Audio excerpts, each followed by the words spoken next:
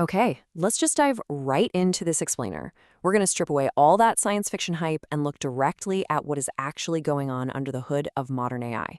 By the end of our time together, you'll be thinking about these systems using the exact same vocabulary as the engineers building them. It's going to be a fun ride. So here's our rapid-fire roadmap for the next 10 minutes or so. 1. Demystifying the magic. 2. Inside the black box. 3. Wielding the tool. 4. Building the future. And finally, 5. The final frontier. Let's get to it. Starting off with Section 1, demystifying the magic. We've got to nail down the fundamentals first. Right, so the absolutely crucial point here is understanding this nested hierarchy. Think of artificial intelligence, or AI, as the broadest category. It's the ultimate destination we're trying to reach. Machine learning, or ML, that's the primary vehicle we're using to get there. And deep learning, or DL, well, that is the high-performance engine powering literally everything today, using artificial neural networks with layers upon layers to process information. And this completely flips the traditional software model on its head. For decades, traditional software operated on explicit rules written by humans. Like, if you wanted a computer to recognize a cat, you literally had to try and code rules about, whiskers and pointy ears. It was a nightmare. Machine learning flips this entirely. We no longer program explicit rules. Instead, we just flood the system with data, say 1 million photos of cats and not cats, and let the machine discover the underlying patterns all by itself. We aren't programming AI systems anymore, we're training them. To really appreciate where we are right now, you have to look at this historical climb. Progress wasn't just some smooth upward line. It actually started way back in 1950 with Alan Turing. But it was punctuated by these massive breakthroughs. In 1986, an algorithm called backpropagation showed us how to train complex networks. Then boom, 2012 happens. Everything exploded when researchers combined better algorithms with just massive GPU computing power. Things that were previously impossible suddenly became routine.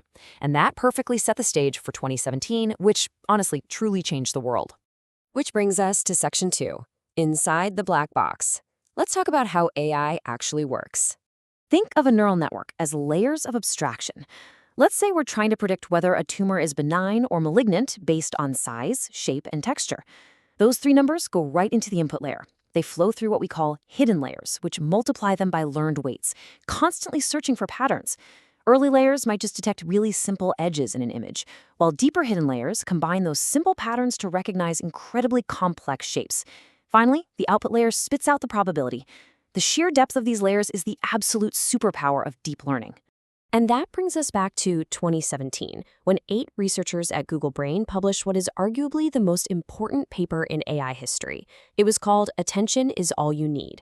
They introduced this thing called the transformer architecture, and it completely solved a massive bottleneck. You see, before this, AI had to read text sequentially, literally word by word, which meant it kept forgetting the beginning of a long sentence by the time it finally reached the end. Not great. The transformer's huge aha moment is the multi-head attention mechanism. Imagine every single word, or token, in a sentence, simultaneously doing 3 things. First, it generates a query asking, hey, what context do I need to understand my role? Next, it offers a key saying, here is the exact information I provide.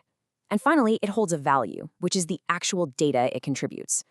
The network matches queries to keys instantly, across the entire text in parallel. It's just brilliant.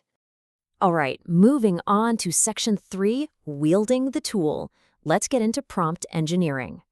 This mental model, straight from Anthropic's internal guide, is your absolute secret weapon.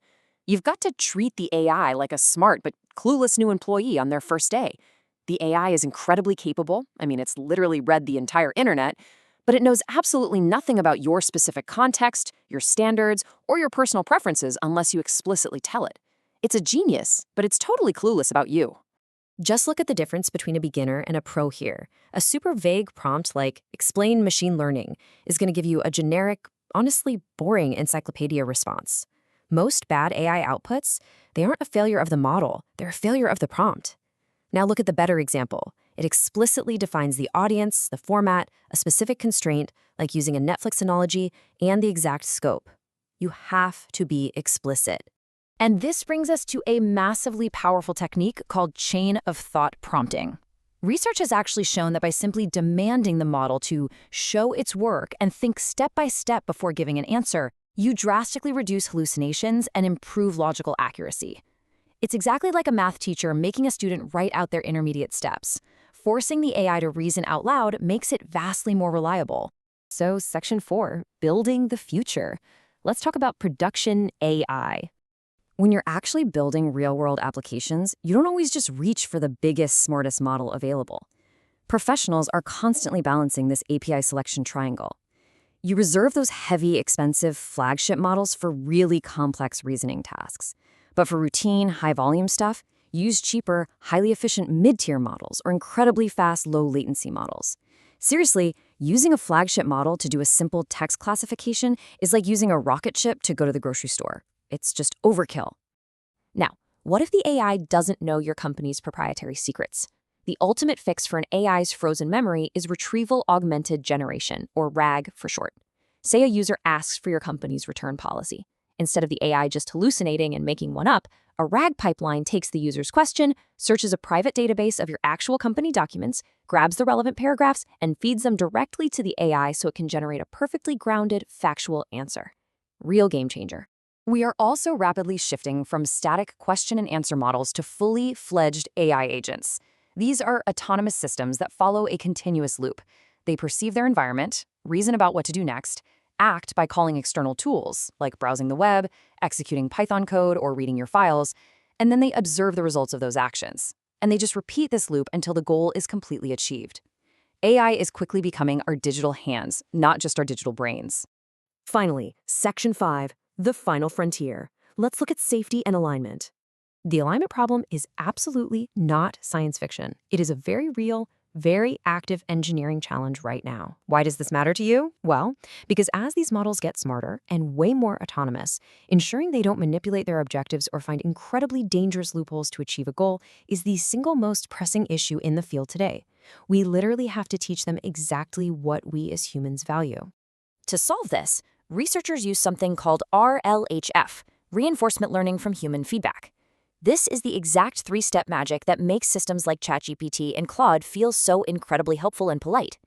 First, we show the model human examples. Second, human graders rank the AI's responses so we can train a separate reward model that understands our preferences. And finally, we use reinforcement learning to optimize the AI to generate those highly rewarded, safe, and helpful answers. But the team at Anthropic actually took this a step further with an approach called constitutional AI. Instead of relying purely on thousands of human graders clicking thumbs up or thumbs down, the AI is actually given a written constitution of rules and principles. It uses these rules to critique its own potentially harmful outputs and revise them automatically. It's essentially teaching the model to govern itself ethically, which is wild to think about. And that brings us to where we are heading today. We've gone all the way from theoretical, mathematical concepts to systems that can see, reason, and act in our actual world. As we stand at the edge of this incredible frontier, this is the ultimate question we must all continually ask ourselves.